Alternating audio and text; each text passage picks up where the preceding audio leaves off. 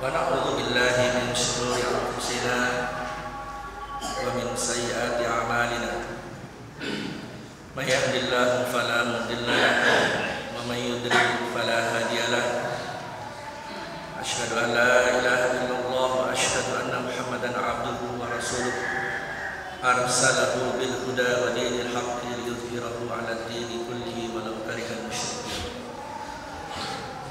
الصلاة والسلام على من لا نبي بعده وعلى آله وأصحابه ومن والاه. قال الله تعالى في كتابه الكريم: أعوذ بالله من الشيطان الرجيم. بسم الله الرحمن الرحيم. يا أيها الذين آمنوا اتقوا الله حق تقاته ولا تموتن إلا وأنتم مسلمون. وقال رسول الله صلى الله عليه وسلم: اتق الله حيثما كنت وأتبع السيئة الحسنة تمحوها وخالق الناس بخلق حسن.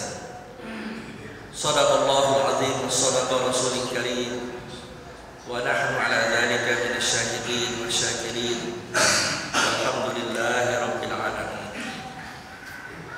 Ma'asyiral muslimin, sidang jemaah-jemaah rahimakumullah. Alhamdulillah, puji syukur senantiasa kita haturkan kehadirat Allah Subhanahu wa taala. Allah Subhanahu wa taala masih berkenan memberikan kita berbagai nikmat-Nya, dan sesungguhnya nikmat yang Allah telah berikan kepada kita sangat-sangatlah banyak. Sehingga karenanya Allah Subhanahu wa taala berfirman: wa in ta'uddu ni'matallahi la tuhsuha. Jika kalian mencoba untuk menghitung nikmat yang Allah telah berikan, maka pasti kalian tidak akan mampu untuk menghitungnya. Tetapi di ayat yang lain Allah berfirman: wa qalilun min ibadiyas syakur. Ternyata hanya sedikit di antara hamba-hambaku yang pandai bersyukur. Nikmatnya banyak sehingga tak dapat dihitung karena banyaknya. Tetapi yang pandai bersyukur atas nikmat yang banyak tersebut menurut Allah Subhanahu wa taala qalil. Wa qalilun min ibadiyas syakur. Hanya sedikit di antara hambaku yang pandai bersyukur. Semoga seluruh jemaah yang hadir pada siang hari ini menjadi kelompok hamba Allah yang sedikit tetapi pandai bersyukur atas nikmat yang Allah berikan kepada kita. Dan sebenar-benarnya bukti syukur seorang hamba yaitu taatullah, mentaati Allah Subhanahu wa taala selaku zat yang telah memberikan nikmat kepada kita. Hadirin jemaah-jemaah rahimakumullah, Yaumul Jum'ah Sayyidul Ayyam. Hari Jumat ini adalah penghulunya para hari yang lain, penghulunya dari hari-hari yang lain. Di hari Jumat ini Rasulullah SAW memerintahkan kita untuk memperbanyak sholawat kepada beliau. Maka perbanyaklah kita membaca sholawat kepada Rasulullah SAW di hari Jumat ini. Mengapa? Nanti ketika manusia dikumpulkan di padang mahsyar dalam waktu yang panjang 50.000 tahun. Hadis ini sahih.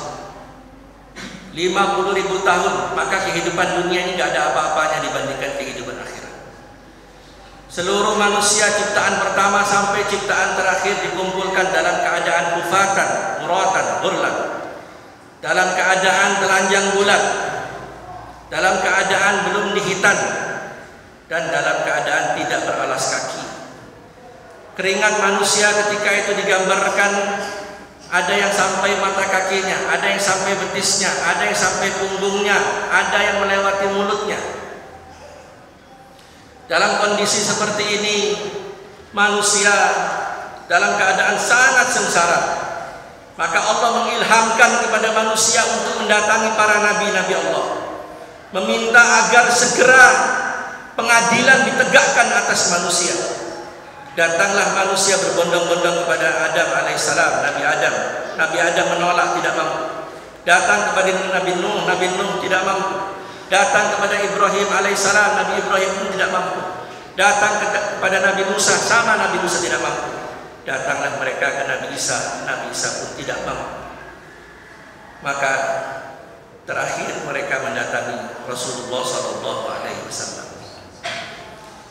meminta agar segera pengadilan ditegakkan.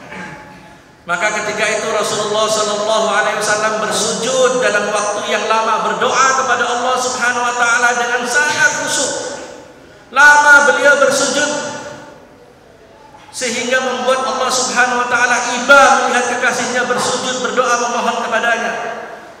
Maka ketika itu Allah Subhanahu Wa Taala berkata kepada Rasulullah, ya Muhammad, irfa' raksak was'al tuhta wasfa tusaffa. Hai Muhammad, angkat kepalamu, mintalah apa yang hendak engkau minta, dan berikan syafaat. Siapa saja yang akan kau berikan syafaat, aku akan berikan syafaat.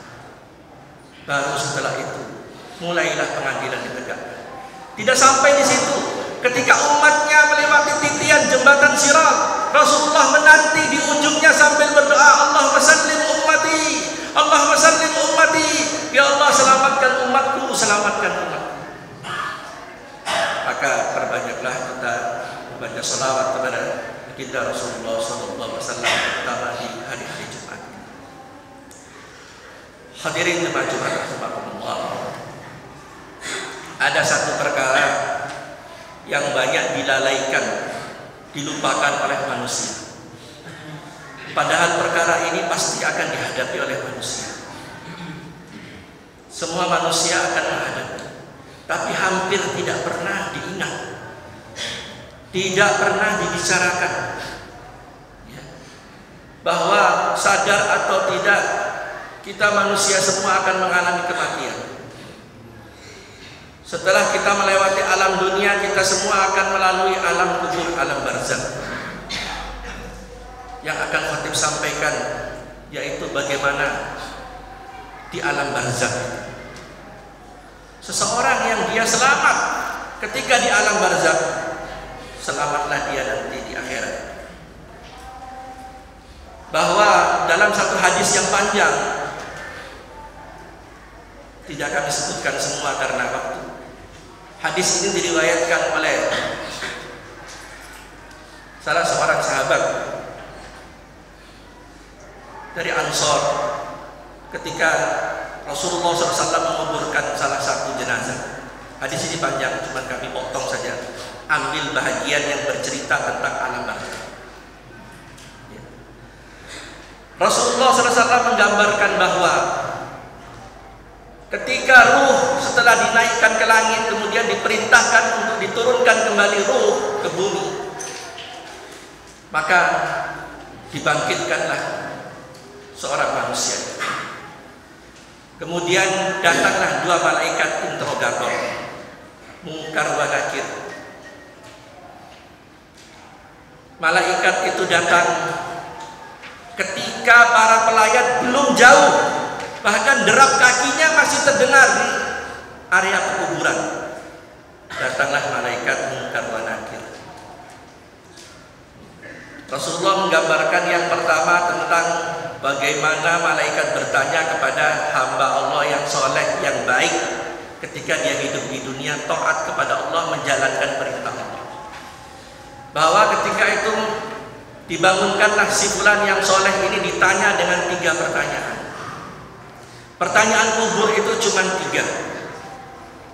Man rabbuk, wa ma dinuk, wa man nabiyuk. Siapa Rabbmu, siapa Tuhanmu, apa agamamu, siapa nabimu.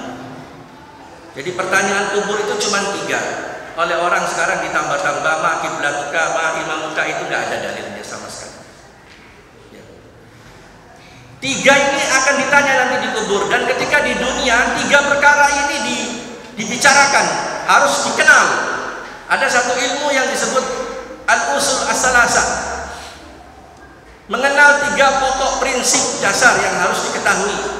Ma'rifatullah, ma'rifatuddin, ma'rifatul rasul. Mengenal Allah. Allah itu siapa? Apa saja tuntutan-tuntutan Allah kita terhadap Allah. Mengenal agama. Apa agama itu? Apa tuntutannya? Yang ketiga, ma'rifatul din, ma'rifatul rasul, mengenal Nabi. Siapa Rasulullah itu? Apa tuntutannya yang harus kita penuhi? Mohon maaf hadirin jamaah rahimahullah, ini yang hampir tidak diketahui oleh kaum muslimin. Maka khatib merasa perlu untuk menyampaikan 3 pertanyaan kubur ini pasti akan kita jumpai. Siapapun kita, raja kah, pembesar kah, presiden kah, ya, apapun jabatannya, rajanya raja manusia, dia akan masuk kubur dan akan didatangi oleh Munkar wa Nakir dan ditanya 3 hal. Siapa Tuhanmu? Siapa Rabbmu? Apa agamamu? Dan siapa nabimu? Tentunya 3 pertanyaan ini hari ini dengan sangat mudah kita jawab. Siapa Tuhanmu? Allah. Apa agamamu? Islam. Siapa Nabi Muhammad? Tetapi ketahuilah nanti di kubur mulut kita dikunci. Jawaban pertanyaan kubur itu bukan hasil hafalan ketika kita di dunia. Yang bisa membuat seseorang itu bisa menjawab 3 pertanyaan kubur itu adalah sikap dia tentang 3 hal tadi. Nah, ini yang perlu kita bicarakan. Sikap kita tentang 3 hal ini tadi.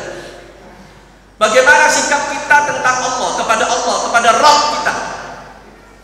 Allah itu Rabbul Alamin, ya, pencipta, pemilik, penguasa, pengatur seluruh alam. Allah pencipta, dia yang memiliki, dia yang berhak mengatur alam ini. Itu disebut Rabb. Allah itu Rabbul Alamin. Yang pertama ditanya bagaimana sikap kita tentang Allah, pencipta alam, pengatur alam, pemelihara alam. Ya, yang bisa menjawab amal kita tentang Allah itu bagaimana ketika kita hidup. Apakah Allah ini kita muliakan di atas seluruh makhluk?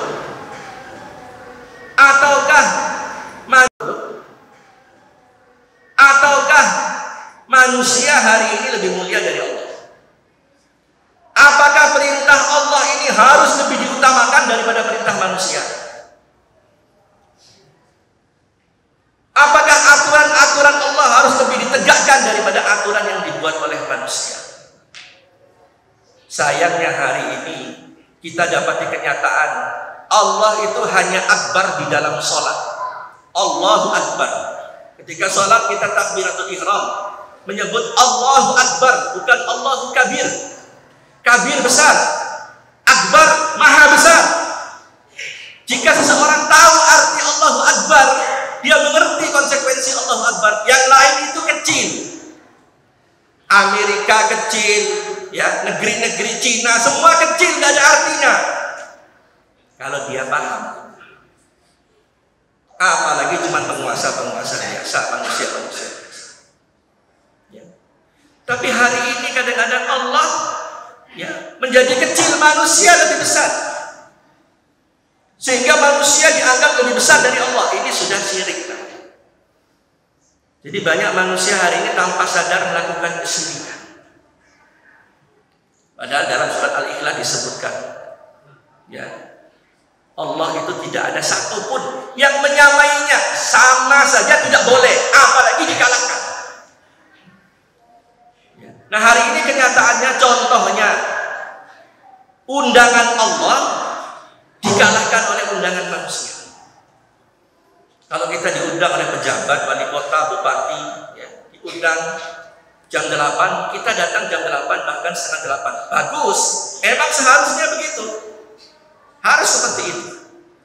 Tetapi anehnya, ketika Allah yang mengundang melalui suara azan untuk bertemu dengan hambanya bertemu dengan Allah, hayya 'alas shalah, Allah diberi jatah waktu sisa. Ini contoh. Ya, ini contoh, baru masalah sholat, belum masalah yang lain. Ya. Allah harusnya lebih dimuliakan, ditinggikan, ditakuti dari seluruh manusia.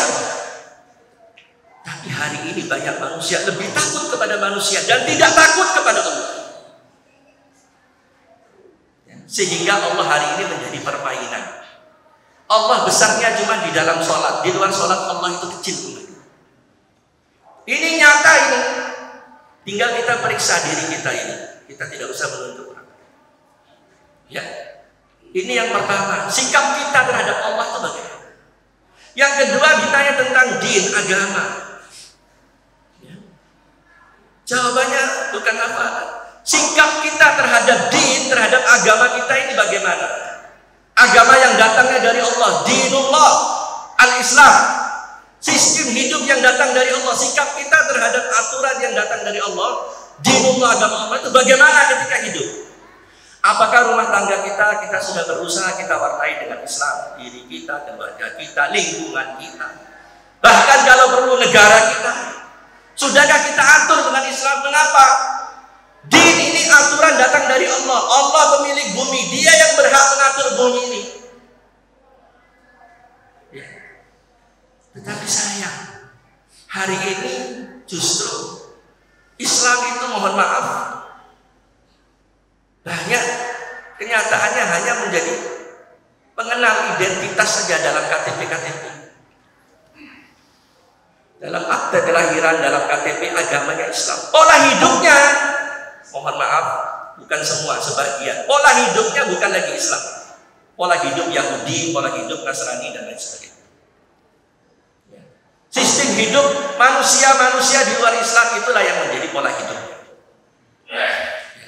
Sikap kita terhadap agama ini bagaimana?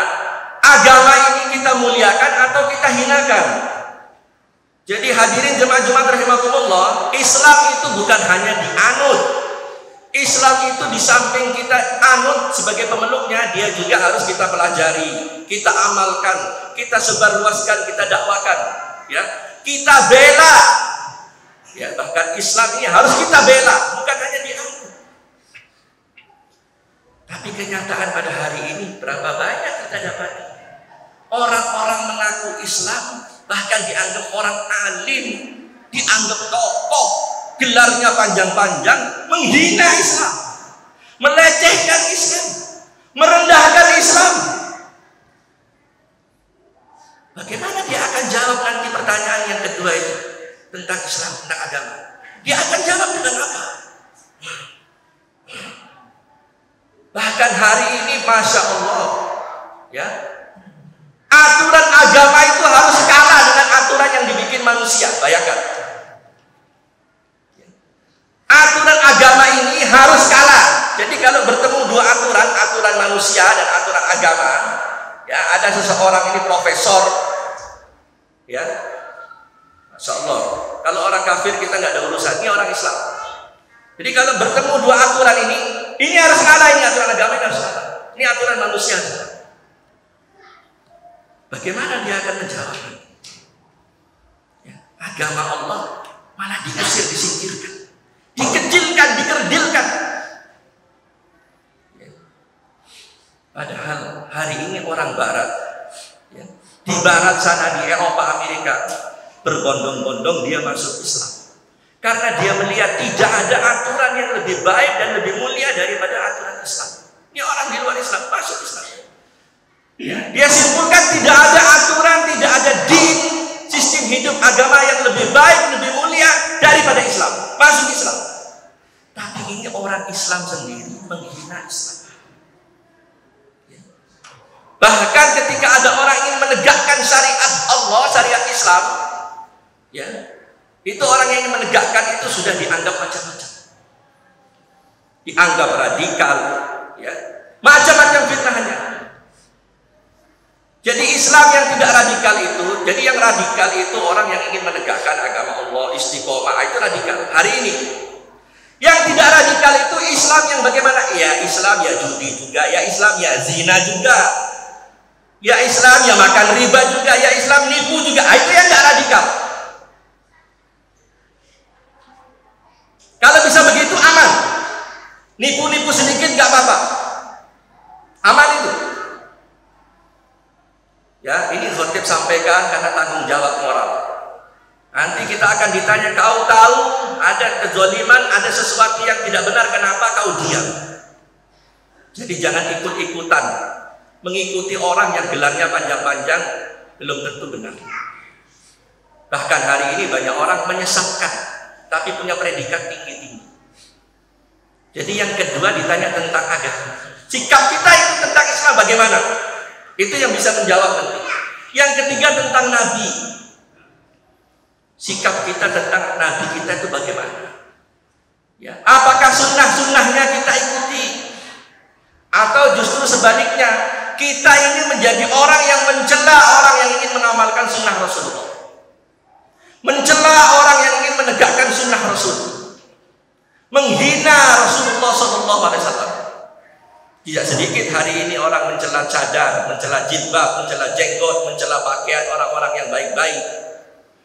Ya, jadi yang menutup aurat, yang cadar itu hari ini menjadi sesuatu yang aneh. Ya, menjadi sesuatu yang seolah-olah meresahkan, tidak menyejukkan hati. Tetapi yang pakai rok mini, yang you can see, yang setengah telanjang, itu yang benar hari ini. Ini nyata ini. Coba suruh jalan orang pakai you can see, pakai rok mini dengan orang pakai cadar. Mana yang lebih disorot? Ya, yang pakai cadar. Buktikan sendiri. Ya, padahal itu adalah perintah Allah, perintah Rasulullah, contoh Rasulullah kepada istrinya dan istri orang beriman menutup aurat. Ya. Sunnah Nabi itu apakah sudah kita tegakkan dalam pribadi kita, ya, keluarga kita, masyarakat kita?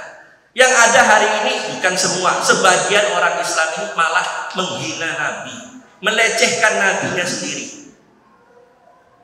Ya. Bahkan ada seorang profesor, tokoh, profesor, sekolahnya jauh-jauh di Mekah sana. Makin panjang jenggot seseorang makin bodoh katanya. Bisa kita lihat di YouTube. Ini profesor ini. Coba, apa namanya ini? Nah, ini kenyataan hari ini. Ya. Nabinya sendiri dihina, padahal yang memerintahkan untuk memanjangkan jenggot itu sunnah walaupun tidak wajib. Nabinya, Nabi kita. Nah, kembali kepada hadis. Ketika orang beriman mampu menjawab 3 pertanyaan ini, maka ketika itu dijelaskan ya oleh Al-Barra bin Azib yang meriwayatkan hadis ini, Nabi mengatakan ketika itu diperlihatkan tempat duduknya. Lihatlah tempat dudukmu di neraka, sekarang kau lihat dirubah menjadi di surga. Jadi sebetulnya manusia ini berdasarkan surat An-Nahl ayat ke-67 kalau tidak salah, semua kita ini punya potensi masuk neraka sebenarnya. Tetapi karena kita beriman, iman kita benar, jujur dengan iman kita, kita amalkan iman kita, maka katanya dikubur, jelaskan, lihat tempat dudukmu neraka, sudah diganti oleh Allah, itu tempat dudukmu di surga. Kemudian kuburnya dilapangkan. Kemudian datanglah seorang manusia, makhluk bentuk manusia, putih mukanya, wajahnya bersinar, bajunya putih, harum baunya, mendekat kepada hamba Allah yang soleh.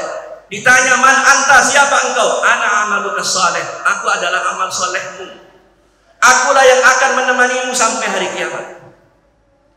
Sebaliknya, jika hamba yang meninggal ini ahlil ma'asi, tukang maksiat, tukang dosa, menantang Allah, menghina agama Allah, menghina Rasulnya, ketika dia ditanya tentang 3 pertanyaan ini, Nabi jelaskan, dia akan menjawab ketika ditanya, man rabbuk? Saya tidak tahu. Wa madinuk? Saya tidak tahu. Wa man nabiyuk? Saya tidak tahu. Hadisnya berbunyi seperti itu. Silakan buka surat Ibrahim ayat 27, ketika menafsirkan surat Ibrahim ayat 27, hadis ini dinukilkan. Diriwayatkan oleh Al-Barra bin Azib.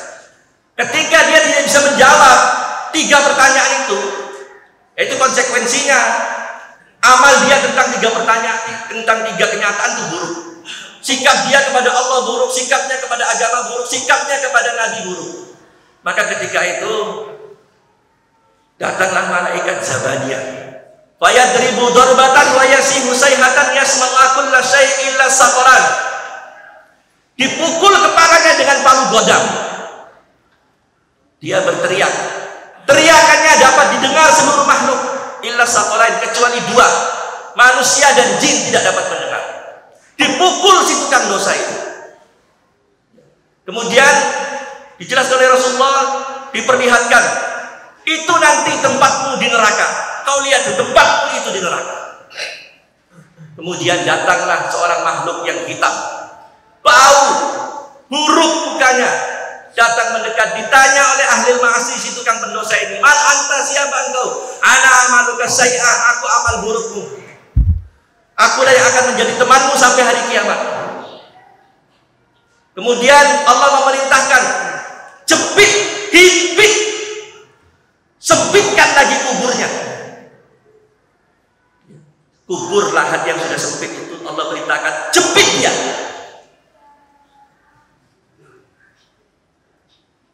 Ya. Hadirin jemaah-jemaah rahimakumullah, semua yang khatib sampaikan ini kita akan alami. Maka oleh karena itu, hati-hatilah kita dalam kehidupan. 3 hal tadi jangan kita lupa. Bukan hafalan jawabannya. Kita akan ditanya 3 hal itu.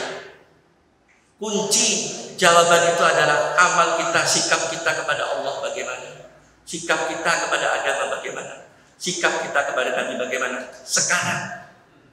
Inilah yang menentukan, ya, bukan nanti di kubur. Seseorang yang selamat melalui alam kubur, insya Allah dia akan selamat ya. Hadirin jemaah-jemaah rahimahullah, itulah hadis yang diriwayatkan oleh Al-Barra bin Azib yang Rasulullah menggambarkan tentang 3 pertanyaan kubur yang akan dihadapi oleh orang-orang yang beriman maupun orang-orang yang kafir fasik. Dia akan mengalami, ditanya tentang 3 pertanyaan. Hadirin jemaah-jemaah rahimahullah, demikian khutbah singkat yang aku sampaikan. Mudah-mudahan ya, ini ada manfaatnya untuk khatib secara pribadi untuk seluruh jamaah Jumat yang hadir pada siang ini. Barakallahu lana fi hayatina wa mamatina wal 'asri innal insana lafi khusr illa alladziina aamanu wa 'amilus shalihati wa tawassaw bil haqqi wa tawassaw bis sabr.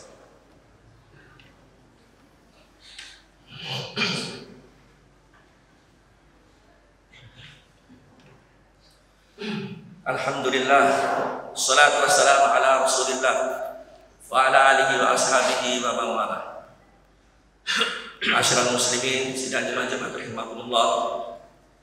Dalam khutbah yang kedua ini, khatib berwasiat utama yang untuk diri kami dan untuk seluruh jemaah yang hadir. Marilah kita manfaatkan sisa-sisa umur kita ini. Sisa-sisa umur kita ini mari kita manfaatkan dengan baik. Kita berusaha mengikuti ketentuan Allah, berusaha mengikuti ketentuan Rasulullah SAW. Jangan menunda untuk berbuat baik. Jangan menunda untuk bertobat. Berlomba, bersiaplah untuk memperbanyak amal-amal soleh. Karena kita tidak pernah tahu kapan Israel akan mencabut nyawa kita. Dan jangan pernah menganggap kematian itu menunggu usia tua. Berapa banyak orang belum tua umurnya, karirnya lagi berada di puncak, dikenal di barat dan di timur, hartanya berlebih-lebihan, banyak penggemarnya, banyak pengagumnya, cantik, tampan dia. Dia tidak pernah menyangka akan mati secepat itu. Tidak pernah dia sangka Allah akan cabut nyawanya secepat itu. Allah akan cabut nyawanya secepat itu. Apa jadinya kalau orang-orang seperti itu dia belum mempersiapkan amal-amal yang soleh? Uangnya yang banyak di berbagai bank tidak ada manfaat. Nama besar tidak ada manfaat. Kuasa yang paling kuasa, kekuasaannya pun tidak bisa menolong nanti dia dikubur lebih-lebih di akhirat. Maka hati-hati kita, ya. Jangan kita berleha-leha menganggap ya, usia kita ini masih panjang, karena kita tidak pernah tahu kapan jatah umur kita ini akan berakhir. Maka oleh karena itu, mumpung Allah masih beri nikmat berupa umur, manfaatkan sebaik-baiknya. Kita berusaha mentaati Allah dan mentaati Rasulullah SAW, berislam dengan baik. Walaupun kita tahu hari ini kalau ada orang baik, orang jujur, orang lurus, itu kadang-kadang nasibnya kurang baik. Kadang-kadang macam-macam fitnah, tuduhan tuduhannya 1001 macam. Tetapi itulah ujian memang yang harus dihadapi orang beriman. Orang beriman pasti akan diuji oleh Allah SWT. Susah di dunia, sengsara di dunia ini kecil, ya. Tidak ada apa-apanya dibanding nanti susah di hadapan pengadilan Allah SWT. Kalaupun karena Islam kita difitnah, kalaupun karena Islam kita dicaci maki, kalaupun karena Islam kita dituduh macam-macam, silakan. Sepanjang kita berusaha lurus, sudah berusaha lurus, berpegang kepada Allah, berpegang kepada Rasulullah, dunia ini tidak lama-lama. Biarlah manusia mencaci kita, menghina kita. Yang penting kita jangan dihinakan oleh Allah Subhanahu. Innallaha wa malaikatahu yusholluna 'alan nabi. Ya ayyuhalladzina amanu shallu 'alaihi wa sallimu taslima. Bismillahirrahmanirrahim. Alhamdulillahirabbil alamin. Allahumma shalli 'ala Muhammad wa 'ala ali Muhammad kama shallaita 'ala Ibrahim wa 'ala ali Ibrahim wa barik 'ala Muhammad wa 'ala ali Muhammad kama barakta 'ala Ibrahim wa 'ala ali Ibrahim fil 'alamin innaka Hamidum Majid. Rabbana zalamna anfusana wa illam taghfir lana wa tarhamna lanakunanna minal khasirin. Rabbana faghfir lana dhunubana wa kaffir 'anna sayyi'atina wa tawaffana ma'al abrar. Allahumma 'izzal Islam wal muslimin wa ahlikil kafarata wal musyrikin wa dammir a'da'aka a'da'ad-din. Allahumma ansuril mujahidil Islam fi kulli makan wa zaman. Allahumma sallimna wal muslimin. Allahumma sallimna wal muslimin. Allahumma sallimna wal muslimin. Rabbana ighfir lana wa liwalidayna wa lil mu'minina yawma yaqumul hisab. Rabbana atina fid dunya hasanah wa fil akhirati hasanah wa qina adzabannar. Wa sallallahu ala Muhammadin wa ala alihi sahbihi ajma'in. Subhana rabbika rabbil izzati amma yasifun. Wa salamun alal mursalin walhamdulillahi rabbil alamin.